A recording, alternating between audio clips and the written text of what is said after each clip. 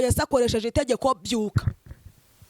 Byuka muri ayo magambo bavuze ko ntacyo uzigezaho, bavuga ko ntacyo uzimara, bavuga ko utazikamira inka, bavuga nayimbwa ko utazayakama, bavuga ko utazashyira imugongo, bavuga ko utazigera ukora ubukwe, bavuga ko utazigera, bavuga ko nta kazi uzi, baravuga nibo bavuze Imana. Yesu aravuze ngo byuka muri ako gahinda, byuka muri uko gushaka kwiyahura, byuka. Yesu arategetse, njya ninginga Imana kugira ngo nzaninde mva mu mubiri Yesu nkimwemera.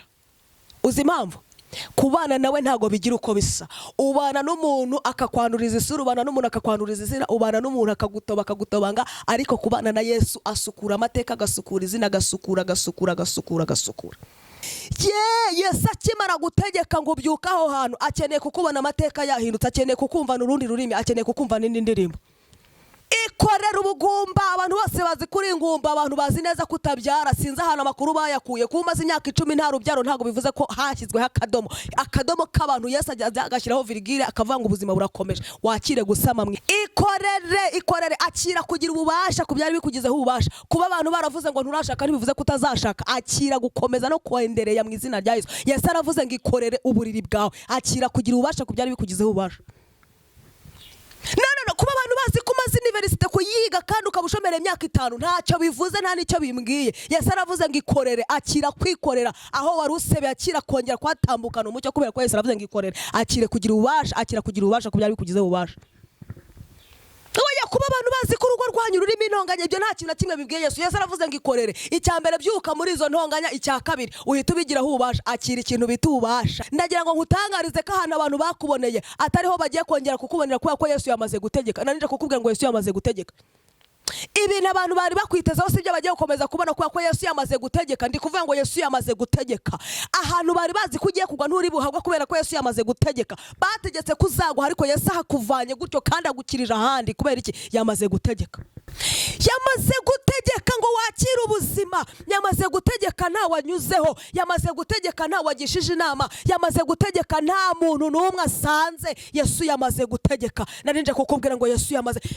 Turamushimiye kuko yakoresheje itegeko. Nanjye ukwicaye imbere, Yesu yakoresheje nakoresha itegeko. Abarara bacuragura iwawe baragenda, nakoresha itegeko. Abo ngabo baguteje ibihombo baraseba, nakoresha itegeko. Abashatse kusebera mu kazi barakorwa n'isoni, nakoresha itegeko. Uragirira ubuzima abaganga bari kukubwira ngo ntago bishoboka. Tubonye abantu bakize sida, tubonye abantu ibifu bikize, tubonye abantu bakize. Yesu akoresha itegeko. Aha muri iki gihugu Yesu yamaze gukoresha itegeko. Hari ibintu ndi kumva Yesu yamaze gukoresha itegeko bitagikunze, kubera ko Yesu yamaze gukoresha itegeko. Abantu baravuze ngo uzazima, yamaze gukoresha itegeko ngo wake kandi uhore waka. Baravuze ngo ntago uzamara kabiri, Yesu yamaze gutegeka ko iminsi yose ahubwo urayimarana nawe utari wenyine. Yamaze gukoresha itegeko. Yesu yamaze gukoresha itegeko. Yesu nashimwe cyane, Yesu ahabwa icyubahiro, Yesu ahimbazwe, Yesu azamurwe, Yesu ashyirwe hejuru, Yesu yubahwe, Yesu uyu mwami, uyu mukunzi, ingoma ye, ubwami bwe ntago buzahanguka, ntago buzashira. Nari mbasuhuje mu izina rye rikomeye mvuga ngo Yesu nashimwe. Niba uri umukunzi wa Yesu unyikirize uvuge ngo amen. Iyo uvuze ngo amen, ubu byemeje, ubuvuze ngo bibe bityo. Nkuzaniye amakuru meza avuye kuri uyu mukunzi. Ndishimye cyane kuri izi kamera zamwafashwe ryari official. Bakunzi banjye bakadasohoka, mbahaye yambu cyane, ndabahayambiriye yambi cyane. Abari mu majyepfo, amajyaruguru, iburasirazuba, iburengerazuba, na hano mu mujyi wa Kigali, ahantu ibintu byose bikatira ahantu hose kabisa. Hano niho ibintu byose byinshi biba bizenguruka. Amakuru meza cyane, yandi twita ngo ntasanzwe. Abari hano mu mujyi, Imana ihumugisha mwebwe mudukurikira muri hano muri uyu mujyi wa Kigali. Abari za Nyabugogo, Gatsata, Gatenga, Gikondo, Nyamijose, hose za Kiruhura, epfo ngiyo, hano hirya za Nyarutarama, za Kibagabaga, za Kimironko, Bumbogo, ahantu henshi, za Gisozi, Gatsata, za Jabana, za Jari, aho hose n'ahandi navuze. Imana y'amahoro ibaho umugisha, ndabakunda cyane abakunzi b'umusaraba mwese aho muri, ndabayambiriye cyane, mbahaye yambu cyane. Abantu mwese mubasha kumva ururimi mvuga rw'ikinyarwanda, ndagikunda ikinyarwanda kivugwa neza, bumva aksa yacyo kabisa imeze neza. Imana yarakoze kuduha ururimi rwiza cyane. Hanyuma mwe muri hano muri East Africa, abari hano muri Africa, abari muri Europe hejuru, muri Asia, abantu benshi bari ahantu henshi, kuko abanyarwanda hari abantu benshi bumva ikinyarwanda, n'abazungu basigaye bumva ikinyarwanda. By the way, urahari uri kumva ibyo mbasha kuvuga, ndagusuje mu izina rya Yesu, amahoro y'Imana abane nawe. Hanyuma suhuza inshuti zanjye, mwe mutuma nsa neza, mwe mutuma mera neza, mwe mutuma mundamusa, mwe munyifuriza umunsi mwiza, mwe mumbwira muti turagusengera, mwebwe mufite ku mutima vraiment. Nkunda abantu bankunda nanjye na Yesu, ubundi dufite Yesu ni data. Yaravuze ngo nkunda abantu bankunda, kandi abantu banshakana umwete bazambona. Ngewe rero icyo mvuze ni iki, nkunda nanjye abantu bankunda. Mu by'ukuri biraryoha kuba umuntu agukunda ariko akanabikwereka. Morning message ukayibona, evening message ukayibona, call ukayibona, even naho umuntu atahamagara ariko amasengesho yanyu cyane angeraho. Mu buzima busanga ndi umuntu ukunda guseka, yasansekeje vuba ariko ndabikunda, mba numva mbiharaye. Arukuntu nseka nkumva none ntago nkiseka kagatwenye ngo gaca hejuru y'agahinda. Urumva mu minsi yashize arukuntu twajyaga duseka gatwenye nyine ko gucisha hejuru gataha batagira ngo, ariko ubu Yesu yaradusekeje. Ariko rasi najyaga ndirimba ngo yaransekeje, ni nayo mpamvu mpora nseka. Yesu yaransekeje, byavuye muri kubivuga gusa, ahubwo biba no mu bikorwa. Yaransekeje, maje kubona ineza ye. Nabonye ineza ye ejo bundi, n'ubu ndayibonye, no kuba nicano mbonye ineza ya Kristo. Ndashimira Yesu, mvanye mu ivuga butumwa ryiza riryoshye. Niba hari ikintu kindyohera no gukorera Imana, gukorera Imana kabisa biranezeza cyane. Uzi kugenda ahantu ukambuka igihugu ukajya mu kindi utagiye kudandaza, atari ubucuruzi bukujyanye bundi. Hari umumama wansengeraga, hari umupasiteri babwenga nsengere ngiye kubwiriza, arasenga abwira Imana, ni hano hakurya i Burundi. Haravuga ngo Mana ngo turagushimiye ku bwa Sandra. Ngo Sandra ntago yaje kudandaza imikeke, ngo ntago yaje kudandaza ngo indagara z'indunda. Baravuga wow, ndibuka iryo sengesho nkumva ndonye ndafashijwe. Yayibutsaga ko nta kindi kintu cyanzanye, ahubwo naje kudandaza iby'ijambo. Nicyo kicuruzwa nari nzanye kugira ngo bagure. Yesu yaravuze ngo nimugure ku buntu kandi mubika ahantu ingenzi n'ingese bitagera. Rero nshimiye Imana ko nda amahoro. Ewe Mana, undebye vraiment ubona ko nda amahoro. Yesu ampaye ubuzima. Yesu ugira ngo ubundi mba nirase iki? Mba nirase ko Yesu akiri mu buzima bwanjye kandi nkumva tubanye neza, nta bindi. Ibyo kurya ni nk'ibyo nawe wariye, byo kunywa ni nk'ibyo nawe wanyweye. Aho kuryama, nta muntu uryama mu buriri ngo bukwiremo, twese ni akantu kangana gutyo uraryama nyine. Uryama mu buriri bunini ariko ahantu uryama ntuhakwira, like uba ufite ahantu ugira inzu nini ariko yose ntuyiryamamo. Nicyo mvuze, uryama mu cyumba kimwe nacyo ntugikwiremo, ukaryama mu buriri rumwe nabwo ntubukwiremo, ukaryama kuri matera imwe nayo ntuyikwiremo. Nkuvuga ngo twebwe ubundi ibintu twatwiratamo nta nubwo njye mba mbyumva, kuko usanga ahantu hose tutahakwiriye. Uranyumvije? Rero nshimiye Imana aratameze neza, tumva nta bazimu, nta badayimoni, ntabo kabisa, ntabo. Nifitiye ibihe byiza rwose by'amasengesho, ngize ibihe by'ibyumweru hafi bingahe 2 n'igice ndi hano hakurya i Burundi, nguwe neza ndi gusenga Imana mara ku gicaniro. Numvaga klima kameze kuriya, ibintu byose numva byahindutse. Rero ndumva nguwe neza cyane. Yesu amfashe neza, ndashimira abarundi cyane, mwanyakiriye neza kabisa. Mwatumye nongera kumva ko Yesu muri ngewe nta kintu atakora. Nongeye kwemera ko data yavuze arasohoza. Ikintu kinezeza ni kize kiri muri kubona gitumye mbivugaho nanone. Iyo nibutse ko byagiye kuba Imana yabivuzeho, kandi undebere nta muntu n'umwe nari nzi Burundi, ahubwo cyari igitangaza cy'Imana. So ariko uyu munsi mafite abantu kuko byavuye mu kanwa k'Imana. Rero ndabasuhuje mu izina rya Yesu, barundi inshuti zanjye, ariko by'umwihariko inshuti z'umusaraba wa Kristo. Abafite umusaraba nk'ibendera mukomeze muzamure hejuru, kuko Kristo aracyari ku ngoma. Yes, uti noneho bigenze bite? Ni twihore Sandrine, ndi umukobwa, ntewe ishema no kuntu ndi umukobwa, nkavugira Imana ndi umukobwa, nkazanayivugira ndi umugore, nkayivugira ndi umukecuru. Ariko urumva ukuntu esheke Yesu azaba yazikuyemo. Marumva ukuntu Yesu azaba yakuyemo utuntu tw'utesheke.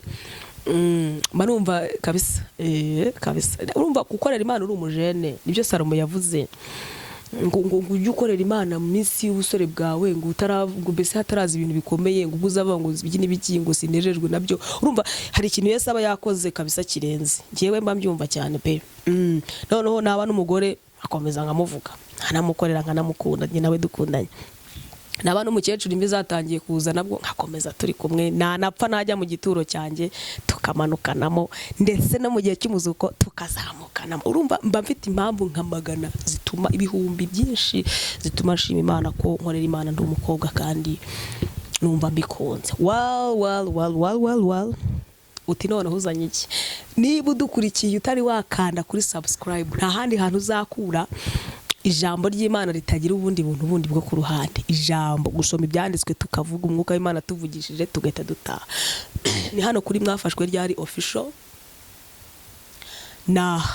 naha muri hangana nyine agakirima kahari yarashyuha nageze hano nsanga hari imvura mpita ndwaramo akantu kagakorora nta birenze nabyo Yesu ashimye hanyuma umbabarire ujye usiga commentaire ujye ureba ikiganiro ariko usige na commentaire inziza nimbi ngewe byose ndabyemera ushobora kumbwira uti mwafashwe ryari kosora iki niki vraiment nge nemera gukosoka ushobora kumbwira uti ariko sound ntago ari imeze neza nabyo nkabimenya ushaka kumbwira uti iryo shusho ntago rikeye nabyo nkabimenya urumva iyo commence iyo urebye ugasiga commentaire vraiment ngiye biramfasha biranyubaka hanyuma ikindi rero ujye wibuka gusharinga video mu gihe wumva ko harimo ibintu byagufashije uba muri groupe z'ubukwe uba muri groupe z'abantu mwiganye abo mwakoranye groupe runaka shyiramo linki ntihabura umuntu umwe akaba yumvisha ubutumwa ukabumfashije ivuga butumwa hanyuma ikindi se burane igikira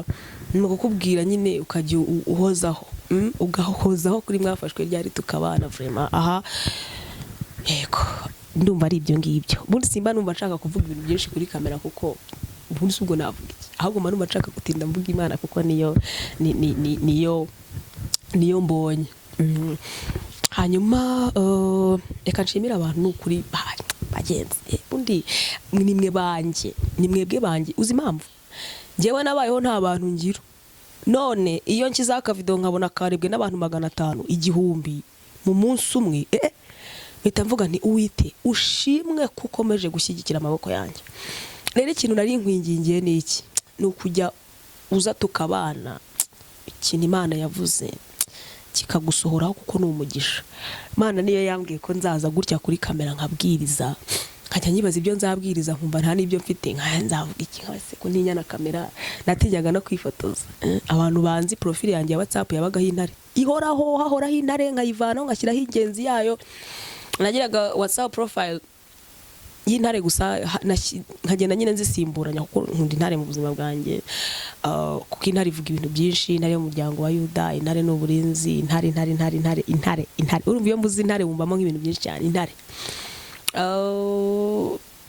ntinya no kwifotoza kubera iki hari garo ukuntu isi yari yaratubitsemo ubwoba ukumva ntunakwiriye ukumva ntunashyitse Yesu rero duhuye anyemeza ukuntu ahubwo yankunze kandi kuba yarankunze izindi nkundo z'abandi zose ziri hano urabyumvisha rata ambwira ukuntu yankunze ahubwo ndi igitangaza cy'umukobwa yemeye ndavuga ni kuvuye umugabo yanyemeye nta mpamvu yo kongera kwipfobya noneho nibwo yambwiraga ati noneho ngiye kugushyira ahantu uzajya umvugira abantu bakubone nyine uri no kumvugira uve mu bintu by'ibitebo wari warishyizemo kudakwiriye uze noneho nkwicaza ahantu nanjye nkwereke ko nakwemeye bura rero iyo urebye video yanjye ubumfashije kumva neza ko Yesu koko ikintu yambwiye ndi kucyumva neza ubumfashije kumva neza ikintu Yesu yavuze rero ntukajye ugenda udashoje kureba iyo video cyangwa uyitange mu by'ukuri sinkunda utajya umbona hano ngo ugire ngo nkunda normale ntago nkunda kamera niyo mpamvu utajya umbona ahantu henshi cyane oya nicara hafi aho iyo ntari kwihumura harani mu rugo niho nagiye niho natangiriye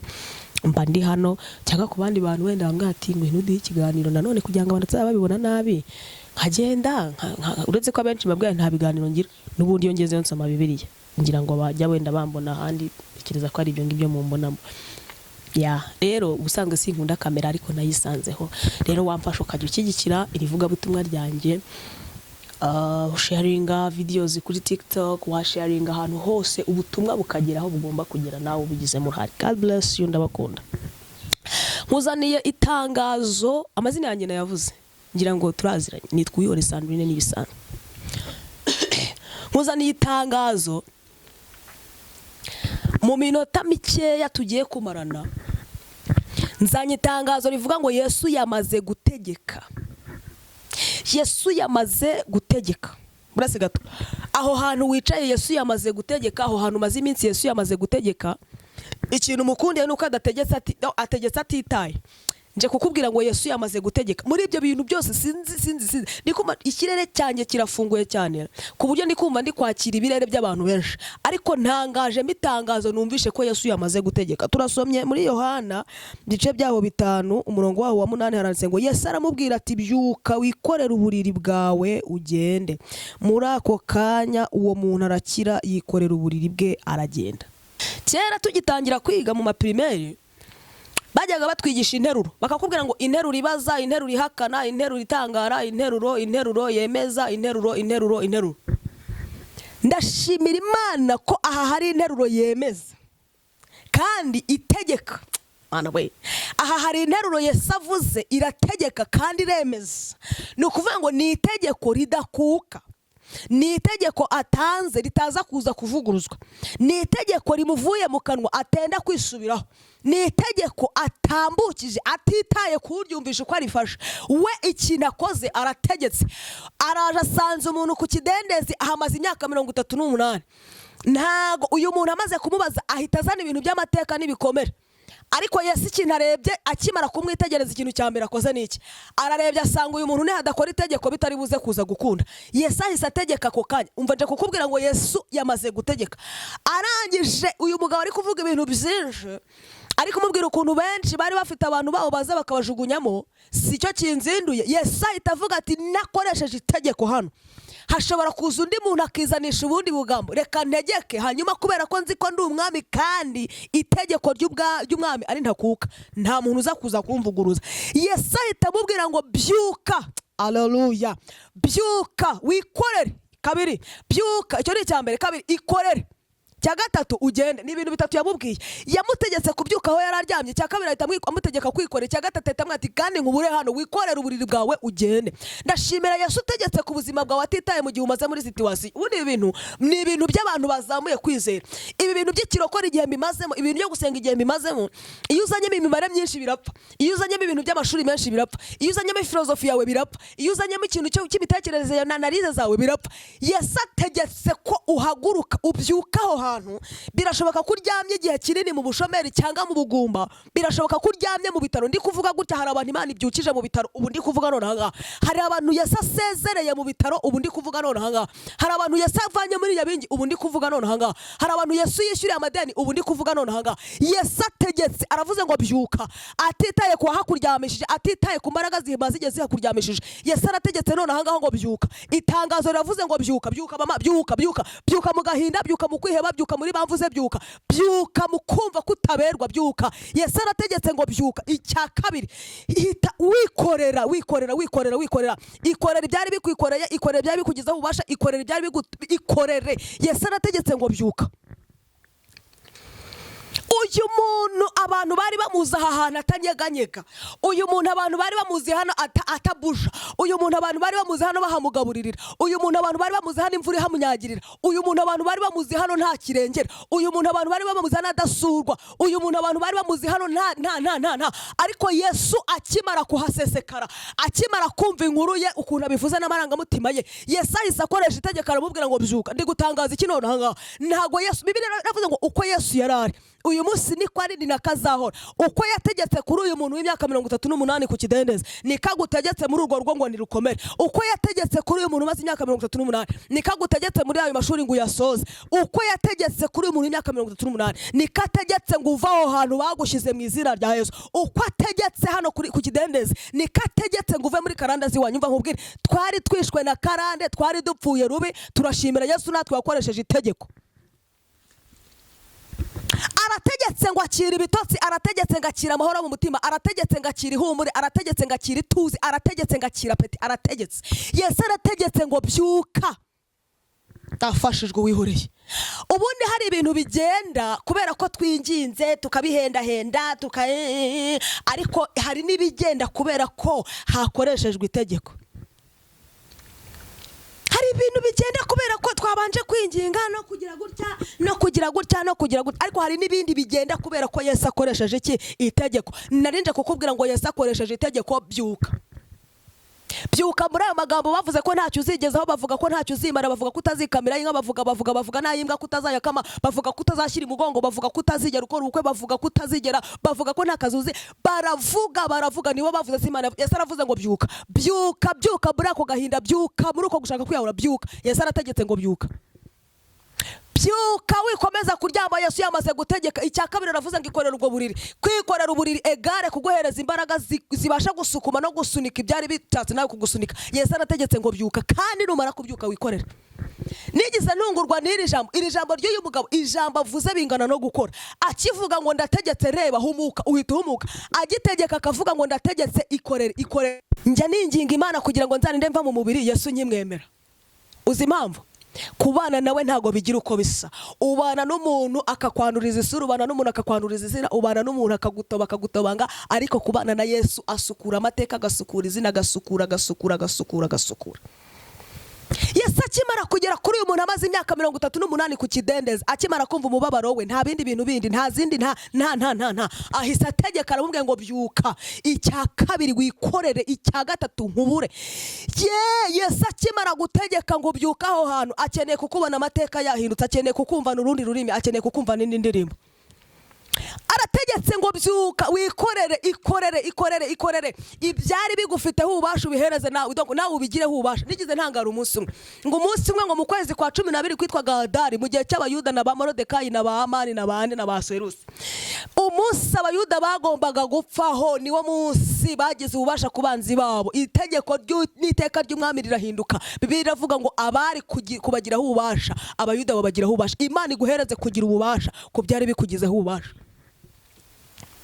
Uyu muntu yari amaze igihe kuri ubu buriri bwaramwise inshuti, ubu buriri bwaramugize umuvandimwe, ubu buriri bwaramugize magara, ubu buriri bwaramugize. Uko niko igisuzuguro cyakubwiye ngo urajya hehe, uragenda usize. Ariko muri aya masaha ndategetse ngo wakire imbaraga ziyambura icyo gisuzuguriro, wakire imbaraga ziyambura ubwo burwayi bukuveho, icyo gisuzuguro kikuveho, ayo mateka mabahinduke. Yesu arategetse ngo byuka. Numara kubyuka tugeze kuri step ya kabiri, ikorere.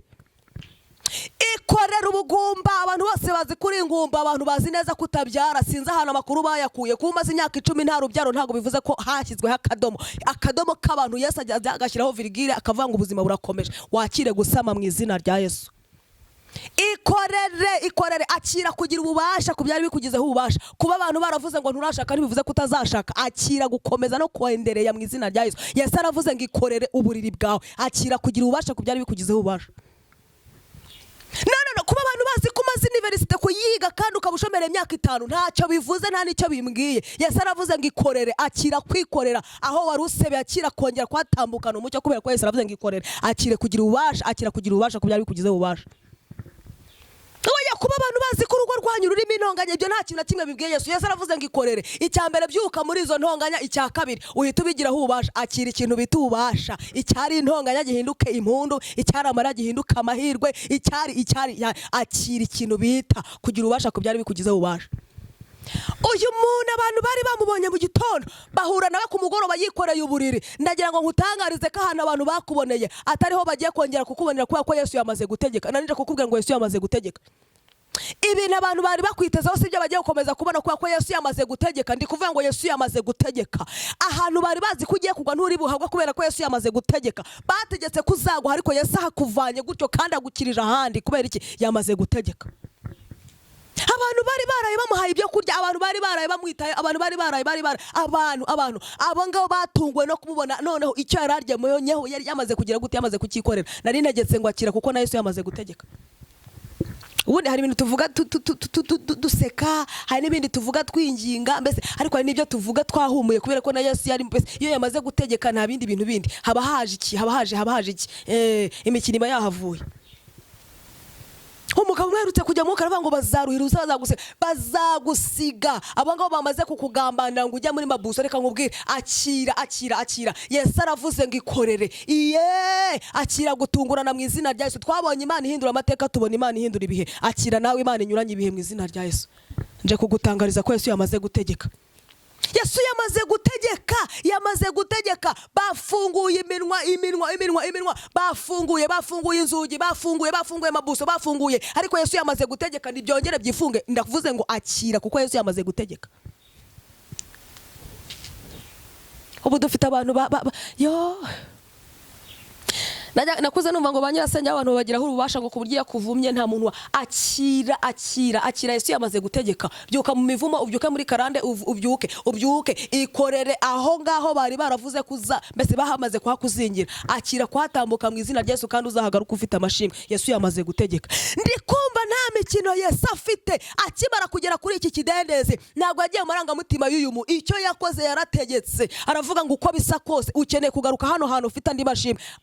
Uhamaze igihe kinini nibyo, ariko ukeneye kuhatambuka babona ko nakoresheje itegeko. Yesu akoresha itegeko mu byawe. Yesu akoresha itegeko ku buzima bwawe. Yesu akoresha itegeko muri abo bana. Yesu akoresha itegeko muri karitsiye utuyemo. Yesu akoresha itegeko muri banki. Yesu akoresha itegeko mu miryango. Yesu akoresha itegeko ku bw'amashuri wize. Nari ntangaje ngo Yesu akoresha itegeko. Hari ibintu bitagenda Yesu atakoresheje itegeko. Umva amakuru, aherutse kugera mu bwato asanga abahungu umuraba n'umuyaga bimeze nabi, ngo arangije ngo ahita cyaha umuraba kandi uhita uceceka, ibintu byose biratusa. Yesu akoresha itegeko. Ugira agaciro, akoresha itegeko. Yesu akoresha itegeko. Aya ni amakuru. Akimara kugera hano ku kidendezi, umva aya makuru, ngo Yesu aramubwira ati byuka wikorere uburiri bwawe ugende. Byuka, icyo ni kimwe. Wikorere, icyo ni cya kabiri. Ugende, icyo ni cya gatatu. Imana iguhe gutambuka. Tambuka mu izina rya Yesu. Ukimara kubyuka aho hantu, utambuke mu izina rya Yesu. Natunguwe n'umunsi yageze kwa Lazaro, ngo yarategetse arahamagara ngo Lazaro sohoka. Lazaro akimara gusohoka asanga ngazingazingiye mu myenda. Kandi umva iki kintu, abamuzingazingiye mu myenda bari bari aho ngaho. Yesu ahita avuga ati nk'uko mvuze abamuzinze, ndategetse ngo nimumubohore agende, nimumuhambure. Yesu akoresha itegeko. Akoresha itegeko, kuko nakoresha itegeko nibwo biri bukunde. Ibyo se nibikiri kuvuga ngo baravuze ariko na Yesu aravuze. Ibyo se nibikiri kuvuga ngo baravuze, na Yesu aravuze ngo byuka. Icya kabiri wikorera. Icya gatatu, turashimira Yesu wategetse ku buzima bwacu bikemera. Nawe Yesu yamaze gutegeka ku bwawe. Aho abantu bavugaga ngo ntago byakunda, abantu bavuga ngo ntago byakomera, abantu bavuga ngo ntago byashoboka, Yesu ategeke kuko yamaze gutegeka. Wakire kuko Yesu yamaze gutegeka. Araza aravuga ati korere, byuka, numara kubyuka wikorere, kandi nurangiza ugende. 30 na kangahe? Nurangiza ugende. Icyenda haranditse ngo muri ako kanya uwo muntu arakira. Muri ako kanya uwo muntu arakira. Wakire gucya. Umva nkubwire, iruhande rwawe hamaze kugwa abantu, iruhande rwawe handi hamaze kugwa abantu. Nkutegetse ko destifo elegrama ubyuka kuri ako gatanda. Aho abandi bari kugwa Yesu aravuze ngo wakire gukira. Aho abandi bari gusebera Yesu aravuze ngo hatambukane umucyo. Aho abandi bari kupfira Yesu aravuze ngo yamaze gutegeka. Biravuze ngo muri ako kanya umuntu arakira. Akimara gukira ngo ahita akora nk'uko itegeko rivuze, ahita yikorera uburiri bwe, ahita agenda. Nari mvuze ngo muri ako kanya, umva nkubwire, muri aka kanya Yesu yamaze gutegeka ngo uva aho hantu. Yesu yamaze gutegeka ngo urenga aho hantu. Yesu yamaze gutegeka ngo ubyuka aho hantu. Yesu yamaze gutegeka ngo utambuka aho hantu. Yesu yamaze gutegeka ngo uzamuka aho hantu. Yesu yamaze gutegeka ngo ukirira aho hantu. Yesu yamaze gutegeka ngo ubyibuhire aho hantu. Namaze kumenya iki, hari n'igihe umuntu ajya ananuka kubera ko hari imyuka n'abadayimoni bariko. Yamaze gutegeka ngo wakire ubuzima. Yamaze gutegeka nta wanyuzeho. Yamaze gutegeka nta wagishije inama. Yamaze gutegeka nta muntu n'umwe asanze. Yesu yamaze gutegeka. Narinje kukubwira ngo Yesu yamaze. turamushimiye kuko yakoresheje itegeko. Nanjye ukwicaye imbere, Yesu yakoresheje itegeko ku buzima bwanjye. Iyo adakoresha itegeko mba ndi hano munsi y'ubutaka. Njya nkunda kubwira abantu ngo n'ubundi ndabizi ko nzapfa, ariko ntabwo nzagenda mbere yo kugenda. Yategetse, yigize ategeka umunsi umwe, arategeka impanuka iranduka, arategeka amapine y'imodoka niyankandagira, arategeka, yigize ategeka umunsi umwe. Abarozi bamereye nabi, mburya buri munsi bakansubizamo ubundi. Yesu akoresha itegeko. Umva nkubwire, Yesu akoresha itegeko. Nakoresha itegeko, abarara bacuragura iwawe baragenda. Nakoresha itegeko, abo ngabo baguteje ibihombo baraseba. Nakoresha itegeko, abashatse kusebera mu kazi barakorwa n'isoni. Nakoresha itegeko, uragirira ubuzima aho abaganga bari kukubwira ngo ntabwo bishoboka. Tubonye abantu bakize sida, tubonye abantu ibifu bikize, tubonye abantu bakize. Yesu akoresha itegeko. Narinje kukubwira ngo bizarangiye. Uwo muntu mwegeranye umukomanga umubwire ngo bizarangiye. Kubita uwo mugabo mwegeranye umubwire ngo sheri byarangiye. Umva bwira uwo mukobwa w'inshuti umubwire ngo byarangiye. Yesu yamaze gukoresha itegeko. Ndikumva hari abantu Yesu akoresheje itegeko nonaha. Uri mu ruhengeri, Yesu yamaze gukoresha itegeko. Ku Gisenyi Yesu yamaze gukoresha itegeko. Mu Majyepfo Yesu yamaze gukoresha itegeko. Aha muri iki gihugu Yesu yamaze gukoresha itegeko. Hari ibintu ndi kumva Yesu yamaze gukoresha itegeko bitagikunze, kubera ko Yesu yamaze gukoresha itegeko. Abantu baravuze ngo uzazima, yamaze gukoresha itegeko ngo wake kandi uhore waka. Baravuze ngo ntabwo uzamara kabiri, Yesu yamaze gutegeka ko iminsi yose ahubwo urayimarana nawe utari wenyine. Yamaze gukoresha itegeko.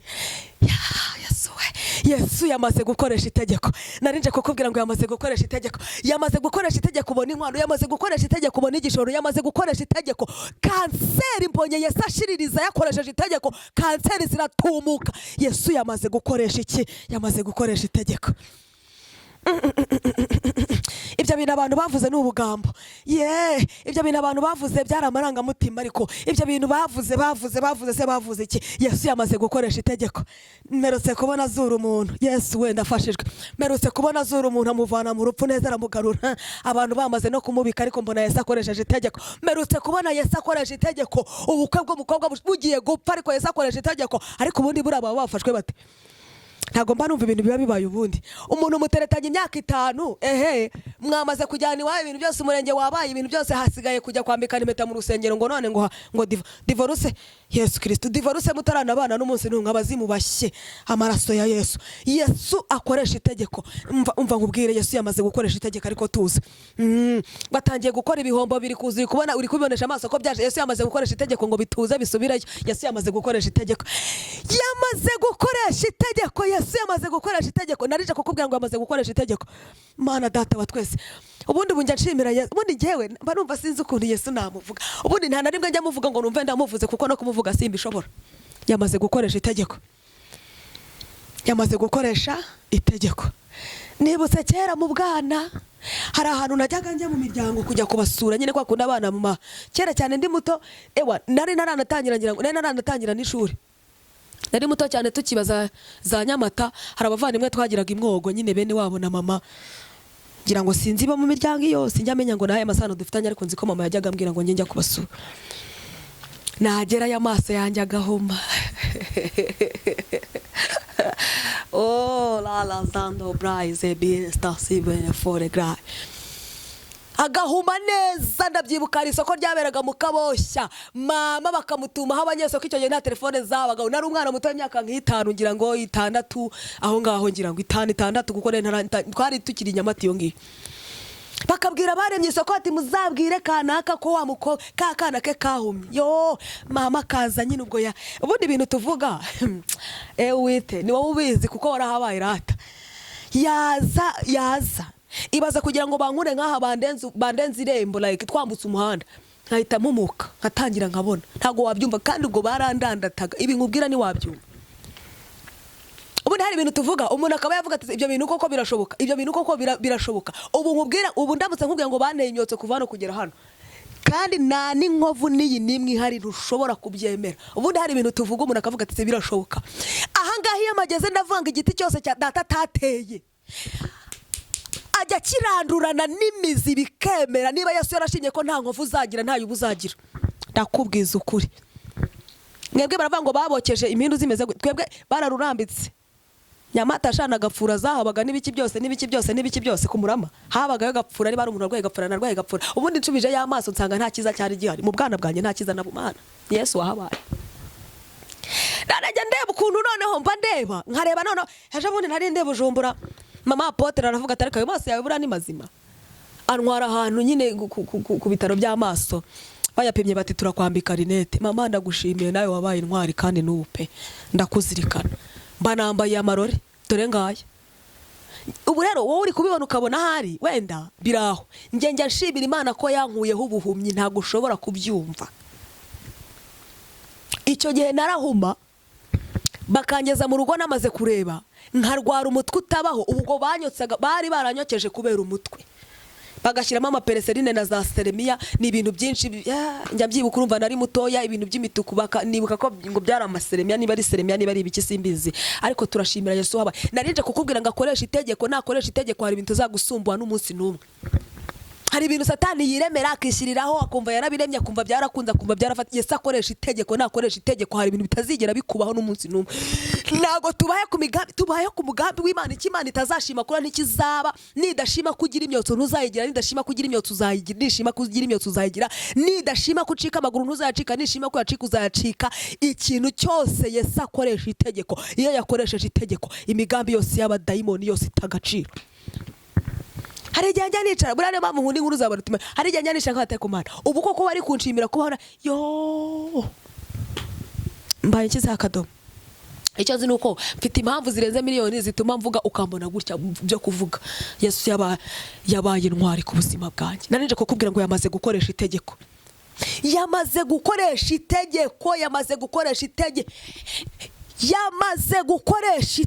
Yesu yamaze gukoresha itegeko yamaze gukoresha itegeko tugiye kwisengera Imana nzajya nza tuvuganeho gatoya ngende ntago ari njye uzazana imperuka ariko ibi bintu bisaba kuba ufite kwizera iyo Yesu avuze ngo byuka abavuze ngo byuka iyo avuze ngo ikorere abavuze ngo ikorere iyo avuze ngo genda abavuze ngo genda asanga uyu muntu ku kidendeza aramubwira ngo mvuze ngo iki byuka none ahangaha icya kabiri ikorera uburiri bwawe abantu bakuziho budasaswa buraho butagira ishuka butagira ikorere icya gatatu uhita ugenda nkubure hano ugenda ujye kuvuga ineza Yesu yamaze gukoresha itegeko Bibiliya iravuze ngo akimara indwara imurimo ikimara kumva ko umwami ategetse Bibiliya iratangaje ku murongo waho izivuga ngo uyu muntu amaze gukira akimara gukira ngo ahita yikorera nk'uko Yesu yavuze akimara kwikorera uburiri ngo ahita agenda akira kuko Yesu yamaze gukoresha itegeko turagushimiye mwami w'amahoro ujya ukoresha itegeko ku buzima bwacu tukakira ibyo tutagombaga kwakira